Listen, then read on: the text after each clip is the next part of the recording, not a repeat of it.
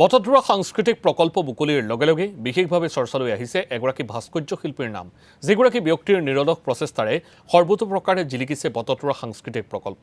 মহাপুৰুষ শ্ৰীমন্ত শংকৰদেৱৰ জন্মস্থানত নিৰ্মিত সাংস্কৃতিক প্ৰকল্পৰ শিল্প ভাস্কৰ্যৰ কাম সম্পাদন কৰিছে শিল্পী নুৰুদ্দিন আহমেদে।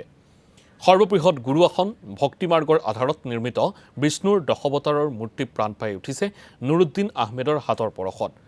এনে এক মহান কামৰ অংশীদাৰ হ'বলৈ পাই অত্যন্ত সুখী বুলি প্ৰতিদিন টাইমক জনাইছে ভাস্কৰ্য শিল্পীগৰাকীয়ে। এই মুহূৰ্তত এই সন্দৰ্ভত সবিশেষ জনাব সতীৰ্থ সাংবাদিক ঋত্বিক কৌশিকে।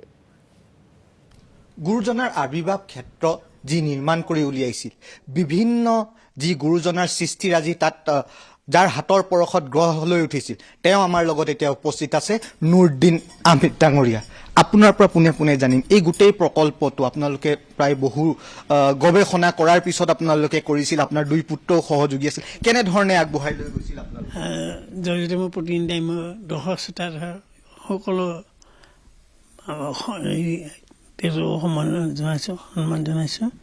এইটো আজি 2-2.5 বছৰ আগৰ প্ৰকল্পটো আমি সোমাইছিলোঁ, আৰু এইটো ক্ষেত্ৰত মই প্ৰথম এই শংকৰদেৱ কলেজৰ সচিব আমাৰ সুদৰ্শন ঠাকুৰ ডাঙৰীয়াই লৈ গৈছিলে, আৰু তাত সেইখিনি কাম কৰি বিশেষকৈ আজি 2 বছৰ আমি যিখিনি ষ্টাডি কৰিছোঁ, আৰু কাম কিন্তু আমাৰ বহুত দিন লাগিছে, বহুত কাম। আৰু এইটো এটা স্থায়ী কাম, আৰু তাতকৈ ডাঙৰ কথা হ'ল গুৰুজনাৰ সৃষ্টি, গুৰুজনাৰ জন্মস্থান, আবিৰ্ভাৱ ক্ষেত্ৰ। এই ক্ষেত্ৰত যিমানখিনি পৰা আমি যিমান পৰা সজাগ হৈছিলোঁ আৰু কামটো কৰিবলৈ চেষ্টা কৰিছিলোঁ।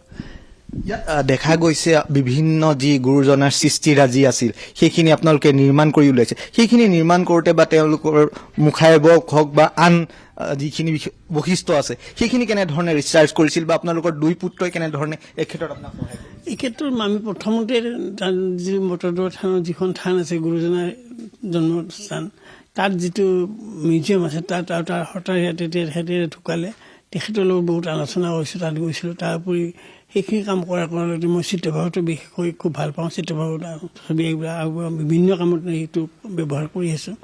সেইটো ক্ষেত্ৰত গৈ আমি বহুত কেইজন বিজ্ঞ লোকৰ ওচৰ চাপিছোঁ। বিশেষকৈ আমাৰ যতীন গোস্বামীদা, তেখেতৰ এজন প্ৰদীপজ্যোতি মহন্ত, এনেকৈ বহু কেইজন মানুহৰ ওচৰত সহায় লৈছিলোঁ। এই ক্ষেত্ৰত মই বিশেষকৈ সুদৰ্শন ঠাকুৰ আছিলে, আৰু মোৰ সহধৰ্মিনী, তেওঁ সঁচাকৈ ক'বলৈ গ'লে তেওঁ হিন্দু ধৰ্মৰ আছিলে, তেওঁ ৰাজমেধি ছোৱালী আছিলে, যোন ৰাজখোৱা, তেওঁ বহুখিনি সহায় কৰিছে। আৰু মোৰ 2 পুত্ৰ লাগি আছিলে, আৰু 2 পুত্ৰ বিশেষকৈ এই ক্ষেত্ৰত বহুত সহায় কৰিছে, আৰু তেওঁলোকে এই ক্ষেত্ৰত বহুত পঢ়ে। আৰু আজি প্ৰজন্ম এইখিনি পঢ়ে সেইটো খুব ভাবিবলগা কথা। কাৰণ কীৰ্তন বা চিত্ৰভাৱত নাইবা ৰামায়ণৰ কিছু হ'লে সেইটো অংশ পঢ়ে, আৰু আমি যিহেতু মই এইটো ক্ষেত্ৰত লাগি দিওঁ। বিশেষকৈ মই আজি 25 বছৰমানৰ পৰা এইটো কামত লাগি আছিলোঁ। বিশেষকৈ সংগীত নাটকৰ কাৰণে যিটো ভাওনা সমাৰোহ হয়, সেই ভাওনা সমাৰোহৰ যিখন গুৰু আসন বা নামঘৰ, আমি নামঘৰ নতুন ষ্টাইলৰ বহুকেইটা অনুষ্ঠান কৰিছোঁ। এই গোটেই ক্ষেত্ৰত আপোনালোকে নিৰ্মাণ কাৰ্য কেনেধৰণে হৈছে, কি ধৰণৰ সামগ্ৰী আপোনালোকে ব্যৱহাৰ কৰিছিল? ইয়াত আমি স্থায়ী কাম যিহেতু মাৰ্বল ডাষ্ট আৰু আমাৰ ফাইবাৰ গ্লাছ বেছিকৈ ইউজ কৰিছোঁ। চিমেণ্টটো তলৰ কামবিলাক চব চিমেণ্টৰ, কংক্ৰিটখিনি চিমেণ্টৰ কংক্ৰিটৰ পিছত আমি যিবিলাক কৈছোঁ ফাইবাৰ গ্লাছ আৰু মাৰ্বল ডাষ্ট।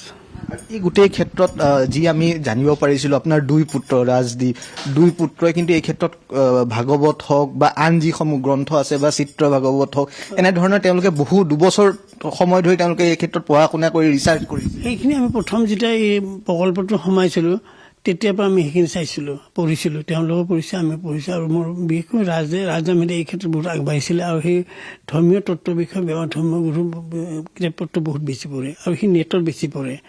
অসমীয়া হওক, ইংলিছ হওক, হিন্দী হওক, তেনেকৈ হেৰি নহয়, তেওঁ নেটত বেছি পঢ়ে।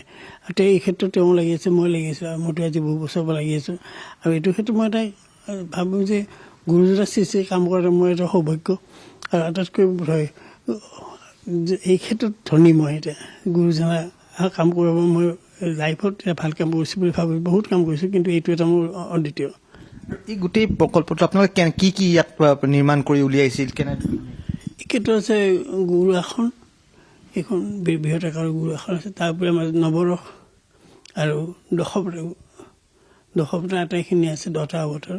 তাৰোপৰি ৱাল পেইণ্টিংবিলাক আমি কৰিছিলোঁ, ৱাল পেইণ্টিং বা মুৰেল কৰে ফাইভাৰ গ্লাছৰ, সেইবিলাক আমাৰ গুৰুজনাৰ যি চিত্ৰভাগৱত আছে, নাইবা আমি কিছুমান সাঁচিপটৰ পৰা লৈছিলোঁ, সেইখিনি তাত আছে।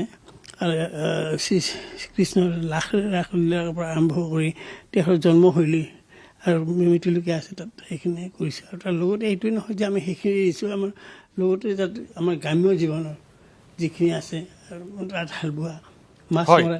ঋত্বিক কৌশিক, এই মুহূৰ্তত আপোনাক ধন্যবাদ জনাইছোঁ।